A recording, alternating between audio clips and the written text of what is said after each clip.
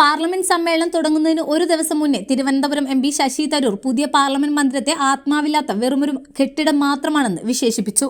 Parliament സമുച്ചയത്തിൽ പ്രധാനമന്ത്രി നരേന്ദ്രമോദി പാർലമെന്റിൽ ഹാജരാകുന്നത് തീരെ കുറവാണെന്നും അദ്ദേഹം കൈകാര്യം ചെയ്യുന്ന മന്ത്രാലയങ്ങളോടുള്ള ചോദ്യങ്ങൾക്ക് ഉത്തരം നൽകുന്നത് സഹമന്ത്രി ജിതേന്ദ്ര സിംഗ് ആണെന്നും അദ്ദേഹം പറഞ്ഞു. പ്രതിപക്ഷ എംപിമാരുടെ മൈക്കുകൾ ഓഫാക്കുക, രാജ്യ താൽപര്യങ്ങൾ മുൻനിർത്തി ഭരണപക്ഷത്തെയും പ്രതിപക്ഷത്തെയും ശത്രുക്കളായി കാണുന്നത് സ്വാഭാവികമാണ്. എന്നാൽ രാജ്യദ്രോഹം, രാജ്യദ്രോഹി തുടങ്ങിയ വാക്കുകൾ പ്രതിപക്ഷ എംപിമാർക്കായി ഇവർ നിരന്തരം ഉപയോഗിക്കുകയാണ്. നിലവിലെ തടസ്സങ്ങൾ ഒഴിവാക്കാനുള്ള ധാരണയോടെ പ്രതിപക്ഷത്തെ അജണ്ട നിശ്ചയിക്കാൻ അനുവദിക്കുന്നതിന് ആഴ്ചയിൽ ഒരു ദിവസമെങ്കിലും അനുവദിക്കുക എന്നതായിരുന്നു ഒന്ന്. എന്നാൽ പ്രതിപക്ഷത്തിന്റെ നിർദ്ദേശങ്ങൾ അംഗീകരിക്കാൻ നിലവിലെ സർക്കാർ തയ്യാറാകാത്തതിനാൽ ഇതൊരിക്കലും നടക്കാൻ സാധ്യതയില്ല. അവർ അവരുടെ വഴിക്ക് പോകുമ്പോൾ സർക്കാർ എന്തിനാണ് ഇത് പരിഷ്കരിക്കുന്നത് എന്നുകൂടി ശശി തരൂർ ചോദിച്ചു. പഴയ മന്ദിരത്തിന്റെ പ്രൗഢിയും മനോഹാരിതയും പുതിയ മന്ദിരത്തിനില്ല.